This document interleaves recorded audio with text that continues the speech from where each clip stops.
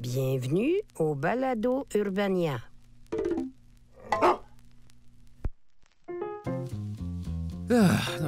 Bien à vous, acquis de droit, je vous prie d'agréer, madame, monsieur, l'expression de mes sincères salutations. C'est bien moi, votre humble bougon éducatif qu'on peut juste allumer comme une TV, Charles Beauchesne.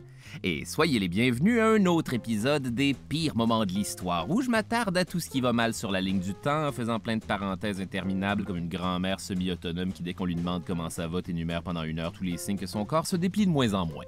On est donc déjà rendu au 3e et dernier épisode de cette épique trilogie édition spéciale sur la préhistoire. Et accessoirement, la proto-histoire. Musicalement, qu'est-ce qu'on fait avec ça? Vous savez quoi? Je vous donne carte blanche sur celle-là, les gars. L'ultime épisode, la cerise sur le gâteau, le point culminant, construit à même l'échafaudage parfaitement calibré des 2 épisodes précédents, magnum opus où tout ce dont on a parlé va s'aligner en une conclusion tellement satisfaisante et existentialiste que vous allez avoir besoin de changer vos draps et vous allumer une cigarette tachée de rouge à lèvres les chums. Ce qui est bien sûr ce que j'aurais aimé vous dire. Mais la vérité, c'est qu'on s'est, comme qui dirait, un petit peu peinturé dans un coin en écrivant cet épisode-là quand on s'est rendu compte à mi-chemin que la dernière portion de préhistoire qui nous reste à traiter, l'âge du fer, c'est, un peu plate. Bon épisode, tout le monde! Hey, écoutez, je pourrais faire du boudin tellement je saigne du nez. Il n'y a rien à quoi se rattacher émotivement à l'âge du fer. Rien. Vous voulez que je vous dise c'est quoi l'âge du fer? Les gens ont découvert un nouveau métal, puis c'était nice parce que tout le monde pouvait avoir du métal. Ça, 800 ans. C'est tout! On se revoit l'année prochaine, les amis. Fait que c'est ça. Part le générique et... voyons voir ce qui va se passer. Il doit bien avoir quelque chose à dire.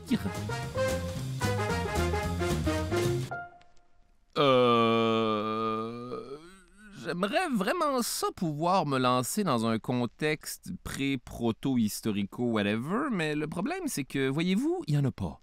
Effectivement, personne n'a été foutu d'embarquer dans le buzz du fer en même temps sur la planète. Par exemple, sur le continent africain, on aurait développé le fer indépendamment, sans même passer par un âge du bronze. Non, straight pipe le fer. En Chine, ils vont avoir leur propre âge du bronze et leur propre âge du fer, mais de leur bord, sans jamais entrer en contact avec qui que ce soit, comme si ça se passait dans une autre dimension chinoise, manifestement. En Irlande, on va commencer l'âge du fer autour de 500 avant Jésus-Christ, un bon 200 ans après que l'Italie ait terminé le sien et qu'on était déjà big time à l'époque des Romains. Fait que c'est quoi l'âge du fer? Et plus important encore, ça commence où et ça s'arrête où? Comment puis-je transformer cette information en balado? Ouais, surtout pour ce qui est de la fin de l'âge du fer, parce que, en tout cas, effectivement, pour certains historiens un peu foqueux, on serait techniquement encore à l'âge du fer aujourd'hui, dû au fait que l'acier était encore très utilisé pendant la Révolution industrielle, les 2 guerres mondiales et même de nos jours. Seigneur, on est à peine à la page 2 et je suis déjà... tellement fatigué. Fait qu'on peut-tu, pour une fois, se faciliter la vie? On se fait-tu juste comme un genre de compilation d'histoires cool qui se sont passées pendant l'âge du fer que je vais moi-même choisir d'arrêter au 5e siècle avant Jésus-Christ, quand Hérodote va officiellement commencer à écrire l'histoire avec ce célèbre grand H qui arrive sur le tapis rouge avec des lunettes fumées puis une robe avec un décolleté tellement scandaleux que ça devient un véritable cauchemar pour les intervieweurs. Alors, vous avez des poitrines, des projets, je veux dire des projets! Oh Dieu, je suis chaud! Donc, pas de chronologie ou de suite dans les idées, juste des belles anecdotes. On pourrait même appeler ça les contes de l'âge du fer. Tiens, laissez-moi donc ouvrir mon gros livre de contes qui n'a certes pas été vidé au milieu pour cacher mon weed. Les contes de l'âge du fer. Le dégoûtant métal des marins. Autrefois, il y a fort longtemps, bien avant l'âge du fer, les hommes avaient déjà commencé à travailler le fer avant l'âge du fer. Ah! Bon, effectivement, ça a l'air qu'à l'âge du bronze, on fabriquait déjà des objets en fer comme des dagues de cérémonie, des pendentifs mystiques, Des décorations sur des trônes royaux, possiblement un dildo en forme de longue carpe avec la bouche ouverte qui fait oh pour te permettre de mieux te concentrer sur le... Bref, des objets très prestigieux dus au fait qu'ils étaient faits à partir de fer divin venant littéralement des cieux. Évidemment, je parle ici de fer météorique, du fer venant de la chance littéralement astronomique qu'un météorite plein de fer tombe sur Terre. Ouais, c'est ça qu'on faisait à l'époque. Vieille école de même. Quand j'avais votre âge, on se contentait du métal qui venait des météorites et d'une orange à Noël. Détail intéressant. Le fer extraterrestre et les Rice Krispies ne sont pas la seule source de fer sur Terre. Loin de là. 5% de la croûte terrestre, c'est du fer. Il y a du fer comme des cacas de chien au printemps quand la neige fond. Tu peux pas te promener sans piler dans un tas de fer, puis là, t'es obligé d'essuyer ton pied sur le paillasson d'une maison à proximité. Le problème du fer terrestre, c'est que c'est principalement du minerai de fer. Minerai de fer qui est un genre de roche qui contient du fer coincé entre plein d'autres cochonneries comme du phosphore, du silicium et du soufre. Et la seule façon d'extraire le fer, c'est de le faire fondre, ce qui nécessite une douillette température de 1538 degrés Celsius, ou l'équivalent de croquer dans une pizza pochette laissée 1 seconde de trop au micro-ondes. Chose certaine, une température impossible à atteindre dans tous ces fours à poterie de pecno de l'époque. Donc l'avantage du fer météorique, c'est que c'est un alliage pur de fer et de nickel malléable, donc super facile à travailler, et ce, sans le chauffer, juste en fessant dessus comme des singes. Son désavantage étant donc principalement qu'il vient d'une grosse roche qui tombe du ciel de façon plus aléatoire qu'une machine à poker. OK, ce coup-là, je le sens bien. Je sais que ça fait 32 fois que je dis ça, mais là, c'est la bonne. J'ai juste besoin d'une fois. Une fois pour me refaire, puis Daphné va revenir. Come on, baby! OK. Météorite, yes! 2 météorites, yeah! Ah, une cerise! Oh non! En plus, c'est la fête d'Eliot demain, je vais encore me le faire retirer. Oh, qu'est-ce que je vais faire? Ben là, pas le choix de continuer! C'est vraiment juste quand l'âge du bronze et son industrie se sont écroulés que la panique s'est installée pour cause de plus de métal et qu'on a décidé d'expérimenter avec d'autres métaux parce qu'à cette heure qu'on a goûté à la métallurgie, qui veut revenir à tailler des roches avec des roches? OK. Ça fait 6 heures que j'amincis cette pointe de lance pour la rendre plus coupante. J'y suis presque. Doucement. Un seul coup mal aligné pourrait casser la... Entre en jeu le fer des marais, un métal méga chiant qu'on allait chercher au début à même les marais, directement en dessous d'une grenouille sur un nénuphar et qui sait peut-être un éventuel monstre, celui du marais a priori. Condition qui donne donc naissance à un métier tout à fait dégueulasse, chasseur de fer des marais, où tu passes la journée les pieds dans le swamp à donner des coups de bâton à l'aveuglette dans l'eau parce que la seule façon de spotter le fer des marais, c'est de trouver une espèce de trace luisante qui flotte sur l'eau qui ressemble à l'huile de ma voiture qui coule sur l'asphalte depuis 2018. Parce que je sais pas comment régler ça puis j'ai peur de me faire fourrer par un mécanicien qui va tout de suite sentir que je le sais pas comment régler ça. En tout cas, regardez bien la facture! Et tout ça pour ramener du minerai de fer à des forgerons qui ont même pas des fourneaux assez chauds pour faire fondre le métal complètement. Fait que ça donne de la fleur de fer, un genre de chmumou-tiédasse en termes de métal fondu qu'on doit fesser au marteau à s'en déboîter les épaules avant d'obtenir un genre de fer forgé. Un métal tellement pas solide que tu peux pas faire d'outils ou d'armes avec. Génial! Pourquoi on se fait ça au juste? Fin! Ouais, c'est ça que je voulais dire quand je parlais d'un épisode où on se facilite la vie. Les contes de l'âge du fer. Le retour des momies des marais. Le fer n'est pas la seule affaire de l'âge du fer qu'on va sortir des marais. Donc pour cette histoire, on va devoir reculer dans le temps jusqu'au passé très très lointain de 1950. Ben écoute donc. Bref, quand les deux frères danois... Ah, OK, c'est les années 50 au Danemark. Quand les deux frères danois, Viggo et Emil Højgaard, vont faire un tour à la tourbière de Bjælskovdal, récolter de la tourbe pour la revendre comme compost. Puis ça, c'est pas le métier le plus honnête du monde. Je ne suis pas un gars payé pour travailler en pantalon de pitch, pas de bobette. Espérons qu'aucun facteur ne me sollicitera. Donc, c'est en creusant dans tourbe pour sélectionner la meilleure tourbe selon des standards élevés en matière de tourbe par 2 experts chevronnés du domaine de la tourbe qu'éventuellement, ils vont tomber sur un cadavre. Ça regarde mal si on voulait continuer à récolter de la tourbe. Ouais, ça nous coupe du temps de tourbe, comme on dit dans le métier. Ah oui, puis leurs familles sont présentes aussi. Chérie! Junior! Il y a un cadavre, finalement! Ben là, Moses, on va-tu pouvoir récolter de la tourbe? Non, on pourra pas récolter de la tourbe! Moi aussi, ça me fait chier, OK? Quoi? Pas de tourbe? Je te déteste, papa! Je te déteste! Non, Junior, attends! Je peux pas le blâmer, c'est mon portrait tout craché à son âge. Le cadavre étant à peine décomposé, on est persuadé que c'est un meurtre récent ou quelqu'un a juste dompé ça dans la tourbière. Mais quand ils vont aller voir les autorités, on va rapidement se rendre compte que... Vous en pensez quoi, shérif? Ouais, c'est bien ce que je pensais, ça. Ça, c'est pas un meurtre récent, ça, monsieur. Ça, si je ne m'abuse, c'est un gars de l'âge du fer qui serait né dans les alentours de 450-380 avant Jésus-Christ, mais en même temps, c'est pas une science exacte. Bon, viens, je connais une bonne place où ils font des crêpes. Le corps ayant été retrouvé dans la tourbière de Bjælskofdal, on va bien sûr le baptiser l'homme de Tollund, parce que les Danois eux-mêmes ont abandonné l'idée de faire prononcer ça au monde. Et on découvre éventuellement que l'homme de Tollund est mort il y a plus de 2200 ans et que c'est une momie des marais. Détail intéressant. Je sais que quand on parle de momie, on a instinctivement tendance à imaginer un gars enveloppé dans le papier de toilette pour un costume d'Halloween beaucoup moins fonctionnel que prévu. Mais voyez-vous, les momies des marais, c'est ce qu'on appelle des momies accidentelles.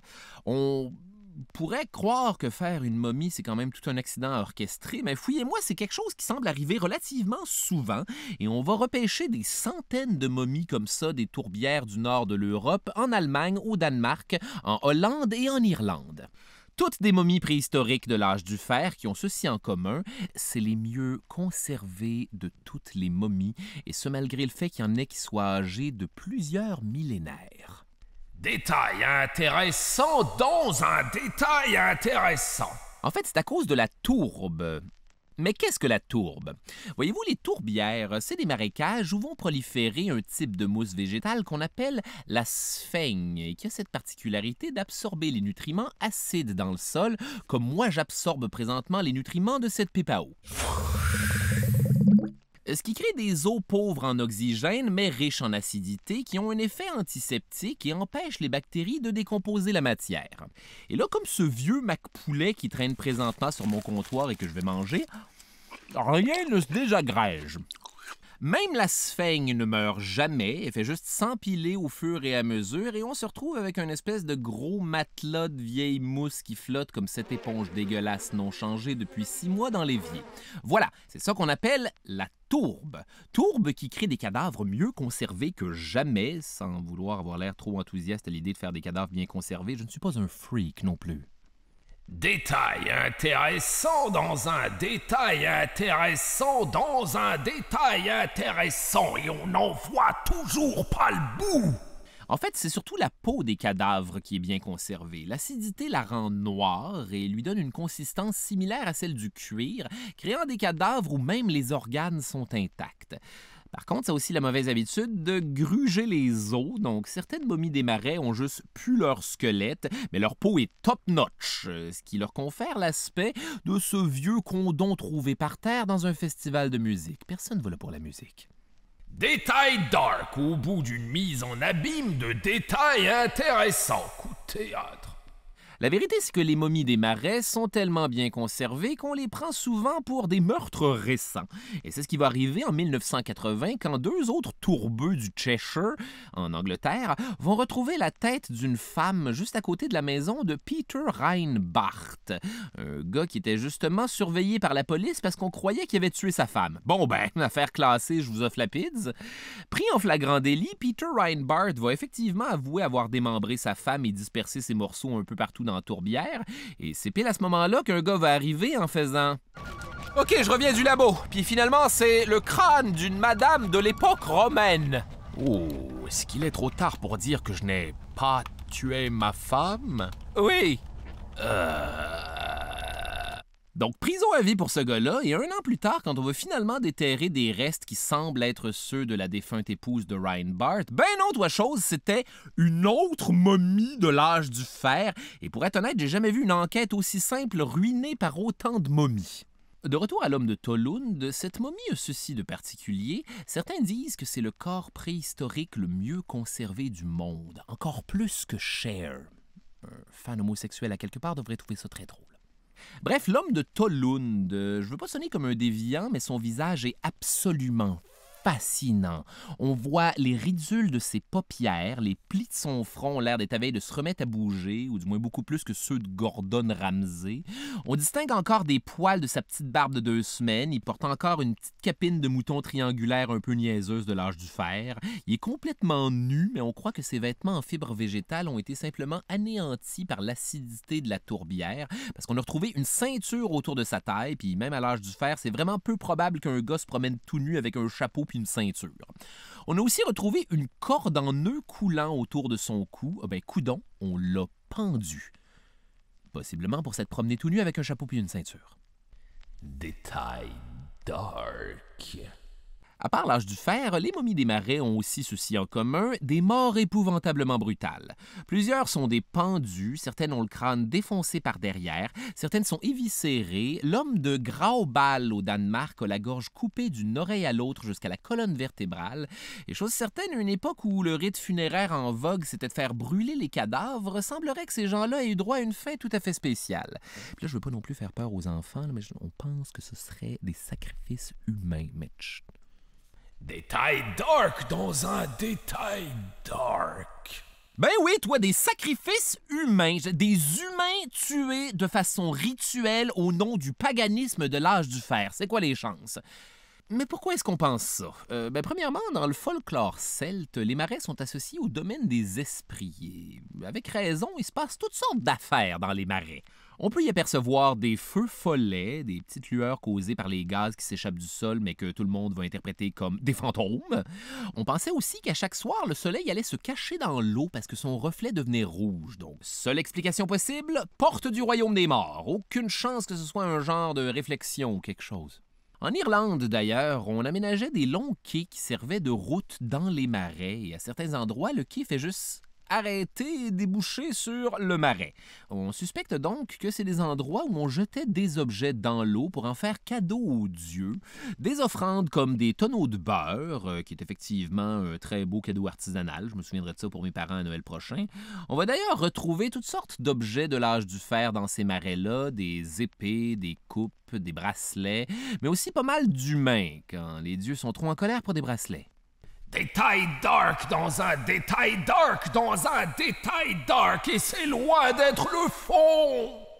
Parmi ces fameux corps sacrifiés aux dieux des marais, on compte celui qu'on appelle Old Croghan Man en Irlande, et c'est pas tant un corps que juste un torse avec 2 bras, pas de tête, pas de jambes. Tout ce qui lui reste, c'est un bracelet qui symbolise le soleil, donc on l'identifie peut-être comme un roi. Ça et le fait que sa manucure est super bien conservée et que même par-delà la mort, ce gars-là avait les mains douces. Une autre raison pour laquelle on pense que c'est la momie d'un roi, c'est qu'on lui a coupé les mamelons. Couper les mamelons. Oui, c'est bel et bien la bonne suite à la bonne phrase. En fait, c'est probablement qu'on associait les mamelons à un symbole solaire. Oui, j'imagine que ça ressemble à des petits soleils, plus ou moins brun selon la personne. Donc ce serait soit un roi qu'on aurait assassiné avant ou après lui avoir retiré les royautés, ou un roi qui se serait sacrifié volontairement avant ou après qu'on lui ait coupé les pépéronis de la couronne. La cause de la mort aide pas non plus à déterminer la vérité parce qu'on va lui transpercer les bras avec des pieux, le poignarder et l'étrangler avant de le noyer dans le marais, ce qui, selon les experts, pourrait être interprété comme un signe que c'était pas quelqu'un de populaire. Ou alors que c'était un rituel de fertilité, de guerre et de souveraineté auquel le roi se serait adonné en parfaite connaissance de cause. Un ou l'autre, rien entre les deux. Ok, messieurs, je suis prêt.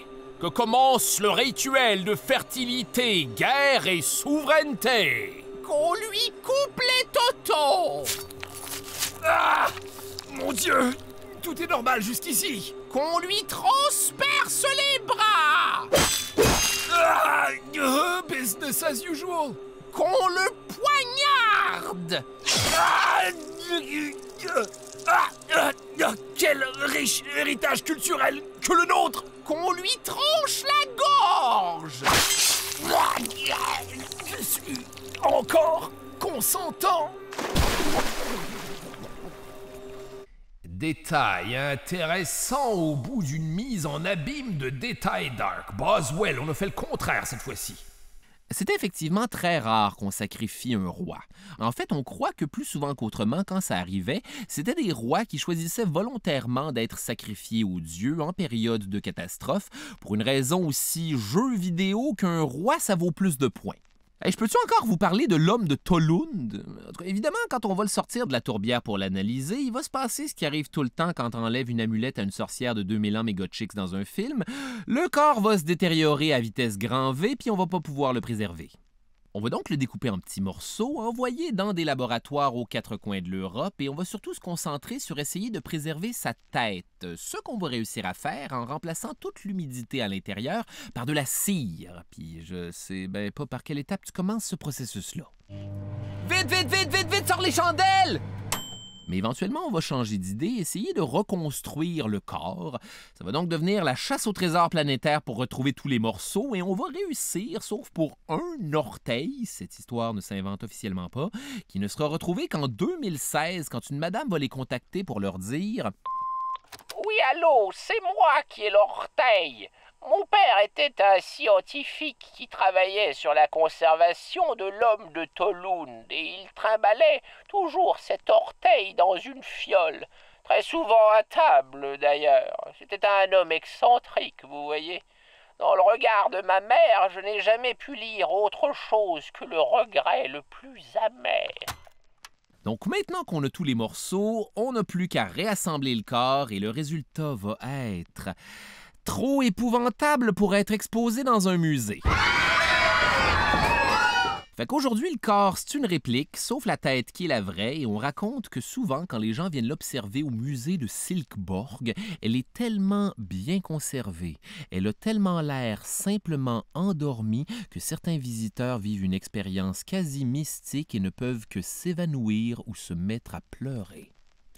Fin! Les contes de l'âge du fer.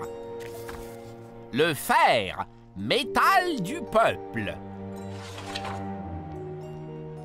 Comme je le disais plus tôt, le début de l'âge du fer est marqué par une absence significative d'objets en fer, et c'est contre-intuitif. Ce qu'on retrouve à l'époque, c'est principalement des décorations, parce que je vous rappelle que tout ce qu'on a, c'est du fer forgé qui est trop fragile pour faire des outils, et encore moins des armes. Oh là, va-nu-pied! Je t'ai vu baiser la main de Georgina ce matin devant les jardins. Elle est à moi. Maintenant, dégaine ta lame en fer forgé si tu ne veux pas tâter de la mienne. Et voilà! Bon, ça va être ça, on dirait. Que je ne vous y reprenne plus, d'accord? Malheureusement, je n'ai rien appris de ce duel, donc je vais faire ce que je veux. Qu'est-ce que vous faites, beau va-nu-pied? Enfin, Georgina! Mais tout va changer quand les métallurgistes de l'âge du fer vont tomber par hasard sur un procédé qu'on appelle la cémentation, qui consiste à enrichir le fer avec du carbone pour le rendre plus solide et résistant à l'eau, donnant ainsi l'acier. Alors voilà, le fer vient officiellement de passer de acier à acier. Et maintenant, mesdames et messieurs, le fer! One fer de money, two fer de show. Alors que le bronze était le métal de l'élite, le fer, par son abondance et son omniprésence sur les territoires, a permis de démocratiser la métallurgie. Le fer est à cet égard un genre de YouTube qui a permis à plein de forgerons, dont certainement de très mauvais, de se lancer dans le travail du métal. Bonjour, bienvenue à la forge de Destrax le Grand. Aujourd'hui, on va faire un glaive qui va révolutionner... Oh non, mes Legos! Toutes ces heures réduites à néant! Pourquoi Dieu? Et c'est comme ça que l'acier va nous permettre d'accélérer le développement de nos civilisations. On pouvait maintenant produire en masse des outils pour se faciliter la vie. On a maintenant des clous pour la construction. On peut solidifier les roues, ce qui rend le transport en chariot beaucoup plus efficace et durable sans faire un flat de l'âge du fer. Ça permet d'améliorer les bateaux, ce qui stimule le commerce maritime. Et l'agriculture est plus confortable que jamais. 2 coups de bêche de fer, hop, hop, hop, c'est réglé, tout va officiellement bien. Détail dark. Les outils d'agriculture en acier sont beaucoup plus solides que ceux en roche ou en bronze. Ils permettent de briser des sols plus secs ou durs et rendre l'abattage des arbres un véritable jeu d'enfant. En fait, peut-être même un petit peu trop, parce que les haches vont être tellement performantes qu'au Moyen-Orient et en Europe, on va rapidement faire disparaître les plus grandes forêts pour toujours. C'est si facile, regardez! Attends, moi aussi, je veux essayer. Fuck oui! N'arrêtons jamais, regardons ce qui se passe. On n'est même pas à l'an 0. Attendez qu'on découvre le plutonium. Par ailleurs, c'était aussi rendu super facile de se procurer une multitude d'armes légères, solides et qu'on pouvait surtout réaiguiser plusieurs fois, contrairement au bronze qui était inévitablement condamné à devenir un gros morceau de métal qui aplatit plus qu'il ne coupe. Des armes qui vont bien sûr faciliter l'accès à notre passe-temps favori, se tuer. Fin. Les contes de l'âge du fer. L'Empire assyrien contre-attaque. Star Wars. Encore. Mais plus sérieusement, vous savez, quand je vous ai parlé de comment les civilisations de la Méditerranée et de la Mésopotamie se sont effondrées en même temps que l'âge du bronze, moment où on a tous appris que c'est inévitable quand tu construis une société sur les bases d'une ressource limitée comme le cuivre et l'étain ou, qui sait, le pétrole. Ben, un truc que je vous ai pas dit, c'est qu'il y a une civilisation de l'âge du bronze qui va survivre à son effondrement et pourquoi pas en profiter pour imposer sa volonté aux ploucs qui restent afin de former le plus grand empire que la Terre avait jamais vu. Certains disent même le premier véritable empire, mais des fois les historiens aiment ça dire des grosses affaires. Et pendant ce temps-là, moi je ne fais que penser au prix des Fruit Loops qui augmente de jour en jour. Les Assyriens, c'est une civilisation qui était effectivement un joueur d'un certain calibre à l'âge du bronze. À partir de leur capitale, Achour, aujourd'hui en Irak, qui est également le nom d'un dieu qui incarne la cité qui porte son nom, qui est le nom de la cité qui incarne, donc c'est son nom aussi en tout cas. Ce dieu-là s'aime beaucoup lui-même, je trouve. Achour, c'était un grand centre d'échange où on faisait entre autres le commerce de l'étain, qui, je vous le rappelle, est un métal incroyablement rare, 100% nécessaire pour faire du bronze. À cette époque-là, les Assyriens, c'est pas les top dogs non plus. Leur principale utilité dans le paysage de l'âge du bronze, c'est d'être l'ennemi commun des Égyptiens et des Hittites, ce qui leur évitait d'avoir envie de se battre entre eux autres.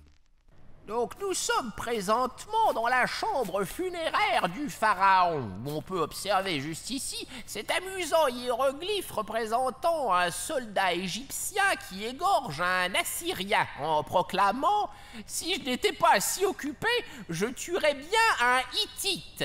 Ce à quoi le Hittite répond « Sale chacal égyptien, j'en finis avec cet Assyrien et ce sera ta fête ».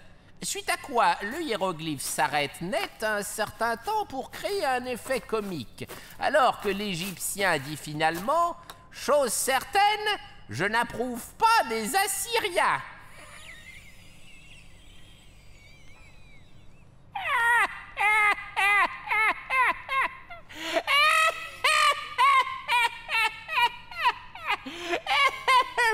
Foutons le camp de cette pyramide et allons écouter quelques films porno bien mérités. Mais une fois que toutes ces civilisations-là vont disparaître à la fin de l'âge du bronze, les Assyriens vont avoir plus que jamais le champ libre pour aller conquérir tous les peuples post-apocalyptiques de l'âge du fer, incluant éventuellement ce qui reste des Égyptiens qui, à ce moment-là, sont plus ticounes que jamais. Détail intéressant. Ce qui va permettre aux Assyriens de survivre à l'écroulement de l'âge du bronze, c'est qu'ils étaient situés trop loin des côtes de la Méditerranée pour être affectés par le chaos. En fait, ils vont même pouvoir maintenir leur économie et la production de bronze dont on se torche plus que jamais parce qu'il va être bien vite remplacé par le fer. Fer qui va permettre aux Assyriens de conquérir tout le monde connu. Et pendant les 3 siècles qui vont suivre, les Assyriens vont s'étendre territorialement et économiquement en un empire super vaste qui couvrait l'Irak, la Syrie, le Liban, Israël, l'Iran, l'Égypte et une partie de la Turquie. Des conquêtes qui vont être réalisées à l'aide d'une des inventions les plus géniales des Assyriens, les engins de siège, qui sont effectivement des grosses machines pour attaquer les murs des villes citadelles et non un genre de chaise orthopédique funky pour te réparer le coccyx après une date en patin à glace. Encore un détail intéressant! Les engins de siège assyriens, c'est des espèces de grosses tours montées sur roues à partir desquelles on pouvait tirer des flèches, mais aussi équipées d'une seule espèce de lance en avant parce que les murs des cités étaient principalement faits en briques de boue séchées.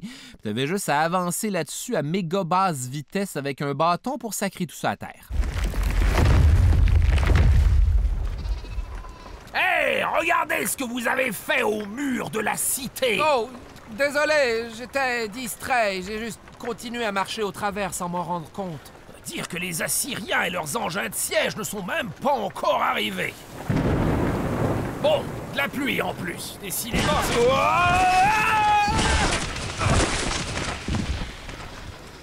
Peut-être que la boue est un mauvais matériel aussi. Les Assyriens vont donc devenir immensément riches et puissants, conquérant une civilisation mésopotamienne après l'autre, et c'est ici que j'ai le malheur de vous annoncer qu'une des particularités des Assyriens, c'était de maintenir l'ordre chez les peuples conquis d'une façon particulièrement brutale. Détail dark. Pour les Assyriens, rien n'est trop cruel pour leurs ennemis. Et par ennemi, on entend bien sûr quiconque s'oppose à l'Empire assyrien ou refuse d'en faire partie. On parle ici d'empalement de masse, de piles de têtes coupées et de gens dont on a retiré la peau vivant, puis après ça, il est trop tard pour dire oui. Et si on sait ça, c'est que c'est les Assyriens eux-mêmes qui s'en vantaient avec la même fierté que moi quand je réussis un parking en parallèle particulièrement serré. Hey, l'autre jour, je t'en ai fait un, là. Serré, man! Ah, ça va être un enfer pour le gars derrière moi de se sortir de là. Mais écoutons plutôt le témoignage du roi Ashur-Nassipal II. J'ai construit un pilier sur lequel j'ai cloué toutes les peaux de tous les chefs qui se sont révoltés. J'en ai empalé d'autres avec des bâtons autour du pilier. C'est un beau pilier, je l'aime beaucoup. J'ai aussi coupé les membres des officiers, brûlé vifs les prisonniers. D'ailleurs, j'en ai gardé certains pour plus tard, histoire de leur faire des affaires plus personnalisées, genre leur couper le nez, les oreilles et les doigts. Ah oui, je leur ai aussi fait crever les yeux avant de les décapiter, d'attacher toutes les têtes au tronc des arbres qui entourent la ville. À ce stade-ci, je ne mentirai pas, j'étais en mode total impro. Bien sûr, on pourrait croire que les Assyriens étaient des barbares sanguinaires, mais si on fait abstraction de toutes les atrocités, c'était une civilisation tout à fait lumineuse et sophistiquée. Un des rois assyriens va d'ailleurs être ni plus ni moins qu'une femme! La toujours élégante Samuramat est son nom de matelas orthopédique japonais. Deuxième gag d'orthopédie aujourd'hui. Eh ben. Bref, les Assyriens, c'est aussi une civilisation distinguée de grands penseurs cultivés qui résidaient dans des capitales au décor qui défie l'imagination, comme à Ninive. Ninive, viens souper! Ainsi qu'à Nimroud. Ferme ta gueule, Nimroud! Des villes majestueuses pleines de jardins magnifiques, ainsi que, pourquoi pas, détail intéressant, des animaux sauvages gardés à même les jardins, ce qui en faisait les premiers zoos de l'humanité. Quoique je me demande à quel point ta balade est relaxe quand t'as des lions en liberté qui peuvent bondir à tout moment derrière une haie pendant que tu jases un vizir. Bref, les Assyriens vivaient dans des cités fabuleuses où on fait construire des temples somptueux à partir desquels on vénère toute une ribambelle de dieux impies, comme entre autres Pazuzu! Le roi des démons du vent! Regardez, c'est un genre de monstre avec une tête de fauve, 4 ailes d'oiseau et un pénis qui est, dépendamment des versions, soit un serpent, soit une queue de scorpion. Que commence le rituel!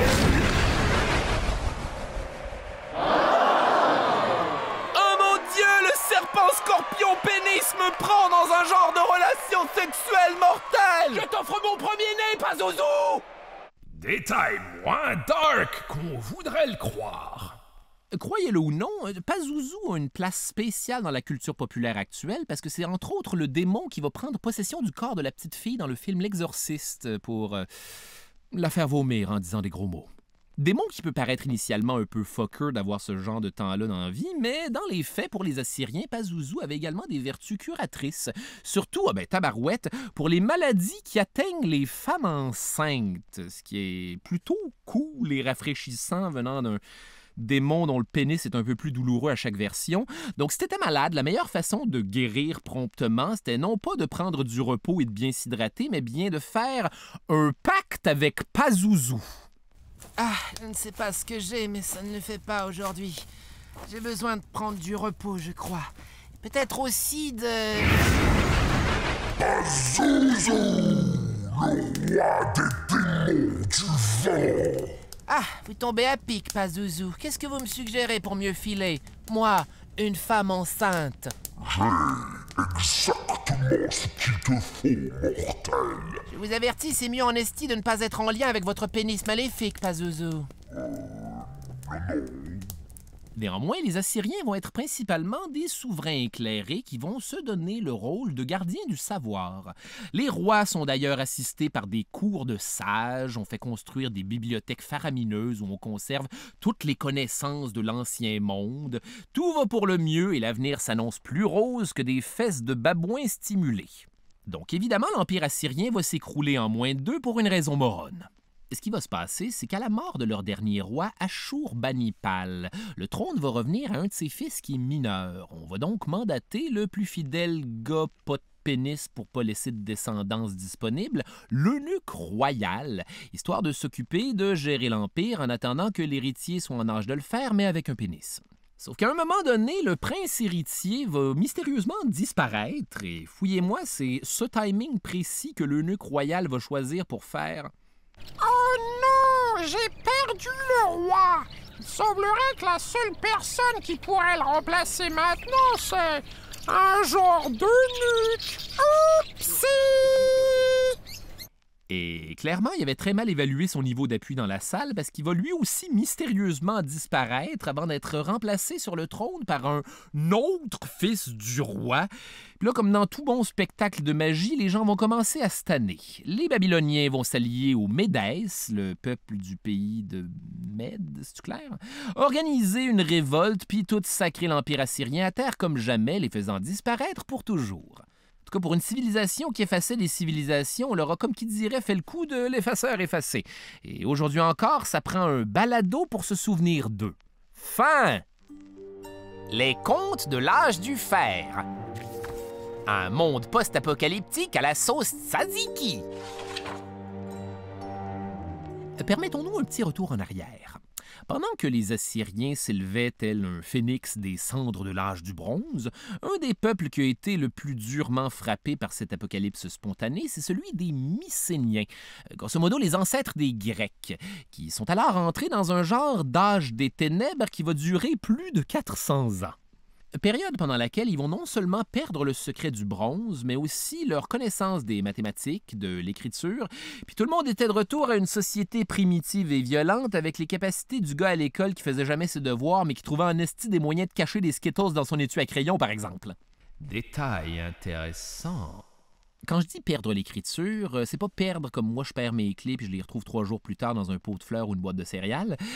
Leur système d'écriture qu'on appelle le linéaire B. Linéaire parce que les lettres sont composées de lignes et B parce qu'on veut pas le mélanger avec l'alphabet crétois qui est appelé le linéaire A. Bref, le linéaire B va disparaître parce que les instances gouvernementales qui se servaient de cet alphabet pour comptabiliser les récoltes et les richesses du royaume sont soit mortes ou ont foutu le camp sans prendre le temps de trouver le moins que probable individu qui a envie de prendre le relais sur quelque chose d'aussi enthousiasmant que le linéaire B. Mon Dieu, c'est tellement linéaire. Et plus personne va jamais utiliser ça. Donc les Grecs vont essentiellement être illettrés pendant plusieurs centaines d'années jusqu'à ce qu'on invente l'alphabet grec en volant des bouts à l'alphabet phénicien. En tout cas, vous m'excuserez, mais je me serais attendu à plus de la part de ceux qui vont éventuellement inventer la philosophie ainsi que les délicieux petits triangles aux feta et aux épinards. La seule façon respectable de manger des épinards, avec tellement de sel que ça pourrait être du décongestionnant nasal. Détail dark dans un détail intéressant. Évidemment, perdre l'écriture, ça veut aussi dire perdre la possibilité de noter les événements pour la postérité. Ce qui fait qu'on a autant de témoignages de ce qui s'est passé pendant l'âge des ténèbres grecques qu'on en a de l'extinction des dinosaures.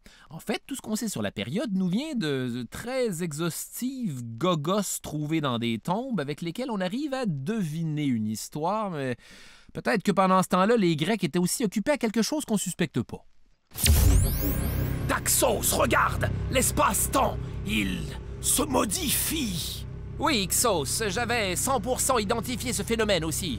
Peuple de Grèce antique, je suis Avril Lavigne, voyageuse temporelle.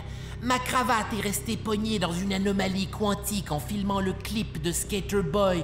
Et depuis, j'ai été remplacé par un clone diabolique qui a volé ma carrière, alors que j'essaie désespérément de retourner à mon époque, où je pourrais enfin être une adolescente de 2003, et ce, jusque dans ma quarantaine. Les Mycéniens sont avec toi, déesse. Donc, ravagés par la famine et la guerre, leur structure sociale anéantie, les peuples de la Grèce se sont réorganisés en petits groupes semi-nomades, suivant un mode de vie pastoral, c'est-à-dire essentiellement celui d'un clodo avec des moutons. À leur défense, la Grèce, c'est genre 80% de montagnes, ce qui limite un peu les options quand vient le temps de s'installer un campement. OK, tiens la base de la hutte pendant que je tente de la fixer avec des pieux dans ce sol aride incliné à 45 degrés vers le bas. Quoi? Oh non, la cabane est devenue une boule de neige géante qui se dirige vers nos chèvres immobiles arrangées en forme de triangle. On dirait que ce serait l'occasion d'inventer quelque chose, mais rien de cette situation n'a de résonance pour moi. Bref, tout ce qui restait du grand empire mycénien, c'est une poignée de communautés qui se parlaient pas entre elles, éparpillées dans les montagnes, ce qui leur donnait une superbe vue sur leur majestueux palais détruit et leur cité grandiose maintenant ravagée pour toujours. Et ce, pendant que tu es obligé de dormir à la belle étoile, la tête constamment en périphérie d'une pile de crottins de moutons, la nouvelle base de ton existence. Détail intéressant. Effectivement, ces montagnes, qui sont un défi pour l'immobilier, ont en contrepartie l'avantage d'être de grosses piñatas bourrées de minerais de fer. Reste plus qu'à fesser dessus. Cela dit, même si le fer va éventuellement mener à des avancements technologiques qui vont leur permettre de grandement améliorer leur vie, les Grecs vont quand même passer leur temps à être réticents en se plaignant que le fer, c'est beaucoup trop d'efforts pour quelque chose de beaucoup moins hot que le bronze, duquel personne n'a décroché. Un sentiment entériné pour la postérité par le poète grec du 8e siècle avant Jésus-Christ, Hésiode. Car maintenant, c'est vraiment une race de fer, et les hommes ne se reposent jamais du travail et du chagrin le jour, ni de la mort la nuit, et les dieux leur causeront de graves ennuis. Hésiode, j'ai besoin de votre aide, mon ami. Avril Lavigne, que puis-je pour vous, déesse? Vous pouvez mourir. Non! Le clone! Celui qui a marié le gars de Nickelback! Ceci dit, même si le verre a l'air à moitié plein d'urine pendant les siècles obscurs de la Grèce, ça va éventuellement déboucher sur du positif. En effet, l'écroulement des anciennes structures économiques et sociales mycéniennes, alias leur monde, va permettre aux Grecs de peser sur le proverbial piton reset, et les vieux systèmes hiérarchiques de classe sociale héréditaire ayant été jetés au vidange, les humains vont pouvoir essayer d'autres systèmes sur lesquels baser leur civilisation, comme pourquoi pas cette fameuse démocratie grecque qui va éventuellement donner naissance à la démocratie. Mais surtout, on est de retour dans un monde civilisé qui permet aux gens de faire des affaires inutiles, comme entre autres écrire l'histoire des humains. Et c'est ainsi qu'arrive au 5e siècle avant Jésus-Christ Hérodote, le premier historien de l'histoire, et que commence... Ben, l'histoire. Fin. Le fin mot de l'histoire avec un grand H. Donc, qu'est-ce qu'on a bien pu retenir de cet enfer préhistorique? Ben, en fait, l'affaire avec la préhistoire, c'est que c'est pas vraiment de l'histoire à proprement parler. C'est de l'anthropologie, de l'archéologie, de la linguistique qui nous permettent de deviner ce à quoi ça donnait l'humanité il y a plusieurs milliers d'années. D'ailleurs, même si on parle souvent d'Hérodote comme le père de l'histoire avec un grand H, c'est certes pas le premier à avoir pensé à prendre en note les événements de son époque pour les générations futures. Avant lui, on avait quand même une certaine ligne du temps qu'on pouvait suivre, marquée par des grands événements un peu flous qui sont arrivés à des périodes impossibles à identifier clairement par les gens de l'époque. Hérodote, son truc, c'est que ça va être le premier à consulter plusieurs sources différentes, des documents, mais aussi du bouche à oreille pour essayer de patenter la version la plus précise possible de la réalité historique, selon cette fameuse logique propre aux Grecs antiques qui va éventuellement composer les fondements de la démarche scientifique. Hérodote, c'est donc évidemment pas tant le début de l'histoire qu'un point symbolique sur la ligne du temps qu'on peut identifier comme la fin des âges oubliés par la mémoire humaine. Chose certaine, s'il y a quelque chose à apprendre, c'est que malgré le fait d'être séparés par des milliers d'années des premiers humains, on est un peu les mêmes. La préhistoire, c'est un moment où on a découvert ensemble le pouvoir de la collectivité, que l'humain est une créature intelligente, oui, mais aussi diablement efficace quand elle s'organise en groupe où tout le monde a un talent à fournir à l'effort, ce qui donne en fin de compte la civilisation. Et on est tellement performant en tant que civilisation que ça nous a permis de conquérir le monde. Avance la cassette jusqu'à aujourd'hui, et certains diraient même que ça nous a permis de le détruire. Effectivement, les scientifiques ont baptisé l'ère à laquelle on vit depuis la préhistoire l'Anthropocène, ou l'ère de l'humain. Une ère où l'humanité est la principale source de changement sur Terre, surpassant même les phénomènes naturels, pour le meilleur comme pour le pire. Maintenant, la question qui reste plus qu'à se poser, c'est est-ce qu'on est une force qui va changer l'avenir? Ou à l'image de toutes nos civilisations disparues, les instruments d'un autre échec de la grande machine de l'univers? Seule l'histoire nous le dira. Hein?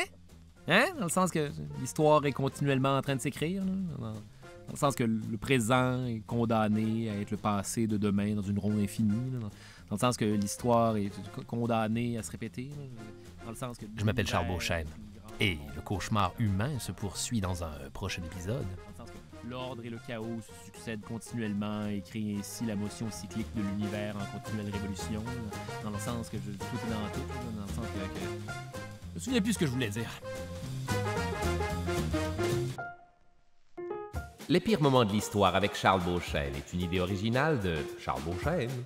Au texte et à la recherche, Charles Beauchesne et François de Grandpré. À la réalisation, Barbara Judith Caron. Au montage, Lucie Fournaison. À la prise de son, Vincent Cardinal. Producteur exécutif, Raphaël Huismans et Philippe Lamarre. Les pires moments de l'histoire avec Charles Beauchesne est une production d'Urbania.